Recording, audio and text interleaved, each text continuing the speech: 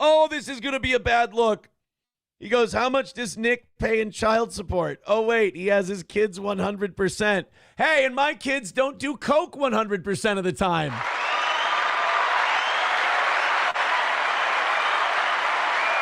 I have my kids 50% of the time. I give them, I run their baths, I change their clothes, and I don't give them cocaine.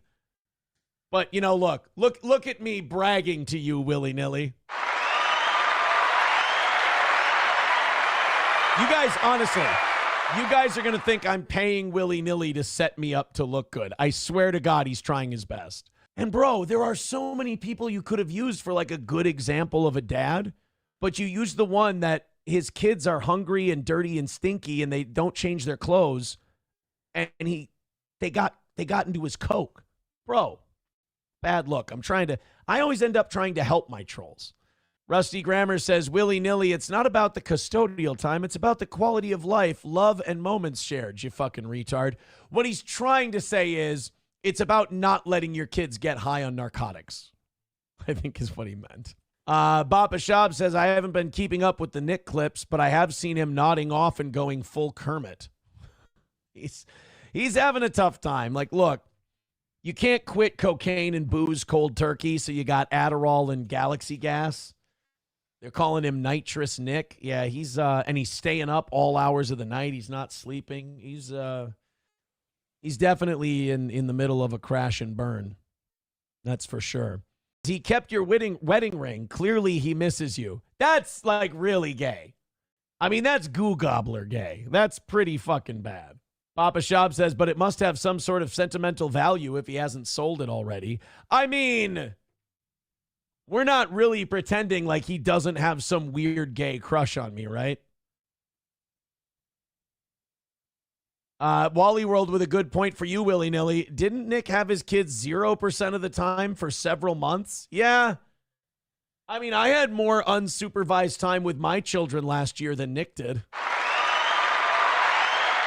Let's go to willy-nilly. He says, CJ, that's what I don't get. Takes all these jabs, but doesn't realize his kids probably would have tested positive too. Not in a million years. It wasn't around, except for when Nick left a bullet next to my daughter. But it was never opened. I got it the fuck out of there. I almost beat the shit out of the guy. Probably should have. He deserved it. But sorry, willy-nilly. Look, life doesn't work out. Maybe you could finally take a look at all these things and go, maybe I'm backing the wrong horse on this one. But of course, Willie, that would mean that you would have to be introspective, and I doubt that's real big on your list of shit to do. Twisted question mark says, I don't understand how Nick thinks having that ring means anything in his favor. Him and Melton both just do really gay shit that only makes them look like obsessive creep weirdos towards me. And I just sit back and go, all right, guys, what's next? What else you got? Come on. He ate my goo. We have his ring. Yeah, guys, I got bad news for you. Just like gathering a bunch of fat guys in a hotel room to talk about me secretly with no recordings, kind of gay and stalkery. Having my wedding ring, also kind of gay and stalkery. But hey, you guys do you. I've always heard when your enemies keep making mistakes, do not interrupt them. Ryan the Garbage Man says, what was April's reaction when you found the Coke bullet next to your kid? She immediately tried to defend everybody. It was fucking pathetic, but they were all coked out. It was trying to protect the coke problem. Because the first thing when I found that thing is I go, everybody get the fuck out of my house and this fucking drug shit is done. And immediately she went into the shower to cry and say that I was being mean. Because I was kicking everyone out and said the drugs are done. In fact, out of everyone, there was one person that agreed with me and actually worked to console the children and whatnot. Only one. Everybody else, defend the coke problem. That's the thing, man. When you hang around with junkies, you're never going to be able to make a good point. You're never going to be able to convince them. Everything is about protecting that next hit, protecting the drug, protecting the addiction. So that's kind of when it was very clear that she wasn't going to bounce back from that willingly. That's for sure. Let's go to Mr. Me. Says, wait, how the hell do they have his wedding frame? What the fuck did I miss? I think you mean wedding ring. Wedding ring that I gave back to April. He says, does Nick's PO know he's attending an event run by someone who was arrested for dealing coke? I think they do. I think that county hates his guts and they're fucking with him. I really do. I think they're making him dance. Papa Shab says he thinks it's like a Staghorns type of win. Like him having the ring is indicative of him breaking up your marriage when we all know you both fucked each other in the butt. No, the problem is, like, he's got to live with being a cuck. Like, I burned it all down, left, and started over, which is what you have to do to wash that off of you. He's reminded every day that he's a cuck, and it fucks with you. I probably fucks with you psychologically, and I'm the guy who told him no, and I ruined all the fun. So he's got to rage twig out, and I think that's the best explanation. My Lost Interest says, so April was a junkie and dumb. Oh, yeah, she made the bullet thing all about herself. She made it all about herself. It turned into a big fight because I was being mean. It was unbelievable. And it's, enough time has passed now. I don't even forgive her. It's not even a needing to forgive thing. It's like, that's what addicts do. I don't blame her. I, wish her the best and all that stuff. But it's like, you learn a lot being around those types of people. For sure. Beloved Chatter says letting Nick go to Vegas is like letting a fox into a hen house and waiting for the feathers to fly. The county is smart. Yeah, I think that's essentially what they're doing. And you know that those retards out there are going to try to snake him. Big time. Chad Buzamok says, I'm confused, though. You knew Ape was on cocaine, so you knew it must have been in the house and that she was on it with the kids. No, I didn't, because the first time Nick came over, he poured a bump out on my kitchen counter and did it. And I told him right then and there, I go, you cannot bring that shit in here. I have 3 kids. I share them with my ex-wife. If there's a fucking speck of that shit in this house, I lose my kids. Absolutely not. And he promised me, in fairness to him, he did promise. He said, I will not bring it into the house. And then they just got so fucked up and so bad with the coke and they needed it everywhere that he brought his Precious. He brought his safe with him and set it up in my fucking bathroom. The minute I found out, I threw his ass out of there. I said, go bring that fucking shit in your car. And he did. And he grabbed it and he packed it up and put it in his car. But then about 10 minutes later, I found the fucking bullet that fell out of his pocket. And then it was, everybody get the fuck out of here. I mean, it was, and I didn't realize it then, but it was just because I didn't realize that as you get longer and longer into the addiction, you become more and more unreachable and sloppy. I didn't know that. I didn't know anything. I'd never been exposed to it before. So I thought it was just, they're always just junky sloppy, but apparently it gets worse over time. When Nick gets back from Vegas, he'll be pissing hotter than his 8-year-old. Jesus. I think he's got enough pharmaceuticals. I think he's got enough of like the prescribed stuff to maybe trick people. The problem is that 28-day jail sentence is the sword of Damocles hanging over the other sword of Damocles, which is the 5 years probation. They can still throw his ass in jail just because they feel like it. Like, that is his sentence. Right now, report August 1st for that 28 days. Only probation can take that away. So it's not, hey, if you piss clean until August, then we'll take away the 28 days. He can piss clean every day. If they're monitoring his behavior and he looks like a fucking asshole who hasn't learned anything, they'll still throw his ass in jail. Nobody really knows how that's going to end yet. Kraken Slappin says, so as April said, everyone she has been around has abused her at some point. Yeah, she told me that her ex before me could get really angry and intimidate her. And then she told Keanu that Nick was, what was it, verbally and psychologically abusive. Then she told her that I was abusive, then took it back. She told me that Adrian, violated her, which he didn't, and I believe him. I mean, he was threatening to sue us over it. So, I mean, sent us a cease and desist because she was saying that shit. So people don't file that shit unless they're fucking ready to go. Chad Buzamok says, you didn't realize as she was nodding off on shows. I didn't know that he had given her a bullet to keep in her purse until long after. They also had trays of cocaine that they would keep in their pocket and their purses, like Nick would keep it. He had this tray of coke, and he could just take it out in the car and he would rip lines off of it. It was, I mean, look, man, it's fucking drug addiction. It's ugly. It's nasty. I saw things that were, where you would go, fucking people don't behave this way. He would rip lines right there in the car. I mean, when you're addicted to alcohol and cocaine, it's not like driving under the influence is a problem for you. It's not like you're like, well, I know I'm ripping lines everywhere all over the house, but, I won't do it while I'm driving.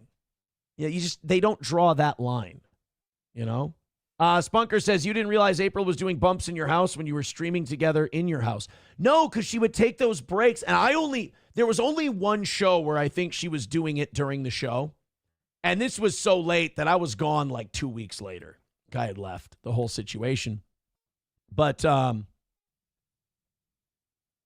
there was that show where she left 7 or 8 times, and even the chat was going, dude, she's on coke. Dude, she's on coke. Dude, she's on. Like the whole chat was saying she's on drugs. She keeps coming back, and she's zooted out of her mind. After that show, I did talk to her about it, and after that show, that was what kind of set kind of the end in motion. When I confronted her about that, because every time I confronted her about it, I was a monster. It got turned around on me because, again, when you get between them and that coke, they have their mission is to destroy you to get to that coke. That's how strong the addiction is. Twisted question mark says, I try to give Nick the benefit of the doubt, but there's no way he's not still seeing April. I feel very comfortable, sue me if it's not true, that he's paying for that house and that he's still seeing her.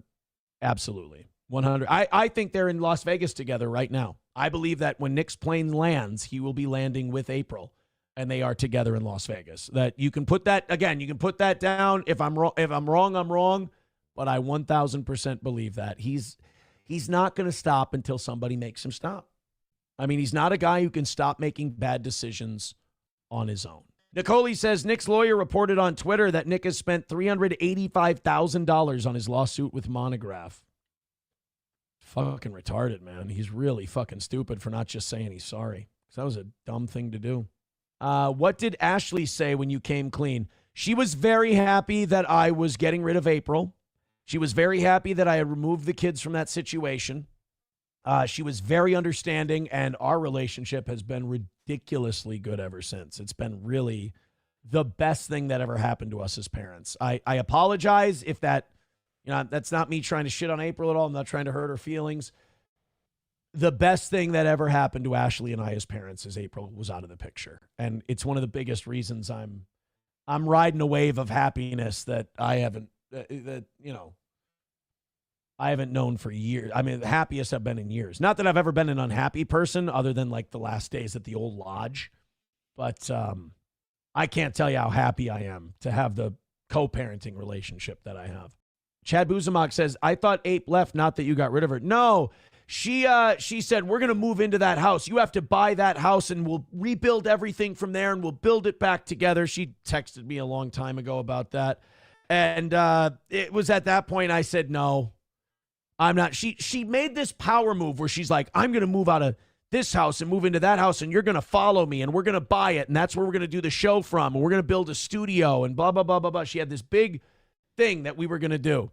And I just balked and I said, no, I can't do it. I'm not. The kids didn't want to be there. I mean, my oldest told me, she goes, Dad, I don't like going there. It's no fun. You're the only one who comes out and hangs out with us.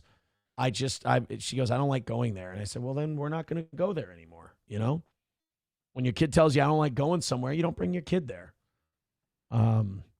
So yeah, she had this great, she thought she had this great Machiavellian strategy where she was going to go, we're doing this now. We're doing this. And I went, no, we're not. And I said, I'm cool with going this way. Why don't you go that way? It's fine with me. And you know who was most mad about it? Nick. He was so heartbroken. He was like, you piece of shit. You lied to me. You should kill yourself. I was like, dude, this is what the girl's supposed to do. Oh, my God. Oh, my goodness. Chad Buzamok says, not difficult to sniff out, but by your own admission, you didn't see it. You have a blind spot. You don't want to see it. You don't want to believe that, this guy lied to you when you said, hey, this doesn't fucking respect my house. This doesn't get in here. And then I'm like, hey, I want everybody to cut back. This is a fucking problem. Then he hands your wife fucking cocaine to keep in her purse, I mean, yeah, you don't want to notice it. Like to you guys, it might have been easy. To me, I was totally in denial. 100%. Sam Show says you're allowed to be mean to April. She's not serving time that she deserves, so you may as well call her an eggless. I just don't,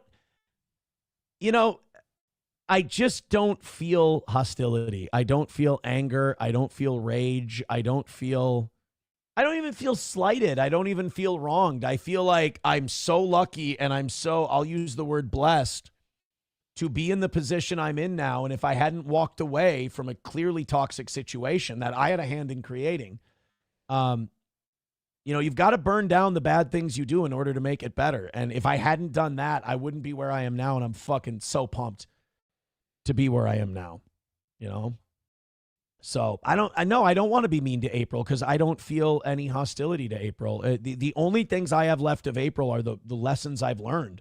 And I'm very grateful to her for that in a way, because I know the signs now. Mr. Fuzzy Bottom Jeans says you abandoned the woman. You didn't walk away. You didn't even tell her parents. Yeah, I did. I told her parents. I called them and I said, look, she's not, I filed for divorce. I'm washing my hands of it, but you got to get her help. And her dad told me, her dad said, I knew at Easter she was on something. And he said, I know my daughter and I know that she has an addictive personality. And he goes, the day before they got arrested, he said, we should have lunch. We should sit down and talk. Because I think he wanted kind of some guidance on what the hell was going on. But then it was too late. It was too late at that point. You kept your parents in the dark for over 7 weeks. All right. Well, you let me know what the time frame is where you're supposed to not keep them in the dark. Twisted Question Mark says, how do you abandon someone in love with someone else? Me? Yeah, that was part of the letter. I told her, I'm sorry I fell in love with someone else in front of you. Like I was, because I tried, confronting her on the drugs. That didn't work. So I said, okay. I said, I'll write this letter and I'll list all of my faults that I feel I have. So I listed a whole bunch of my faults. I said, I'm a monster. I'm a bad guy. And I thought that would start a conversation and it would nudge her into going, well, here's my bad thing. Because that's what people do. Here's the negative things I do. Here's the things I need to work on. And then the give and take is they do the same. And then you help each other work on those things. She just went, yeah, I fucking knew it. Blah, blah, blah. It's like, oh, okay. So if you try to stop them from the addiction, they're going to attack you for being mean. And then if you try to admit to them, all right, you're right, I'm being mean, blah, blah, blah. Like, I fucking knew it. It's like nothing's going to get between them and the drugs. It doesn't matter. It's a choose your own adventure book that has one destination. That's it. Oh, yeah, I choked her out big time, Fuzzy Bottom. Oh, yeah, that's true. That's not something she walked back and admitted she was lying about. Again, you guys, your obsession with Steel Toe is cute, but it blinds you from what's really going on. And that's okay, because you keep coming right back to me.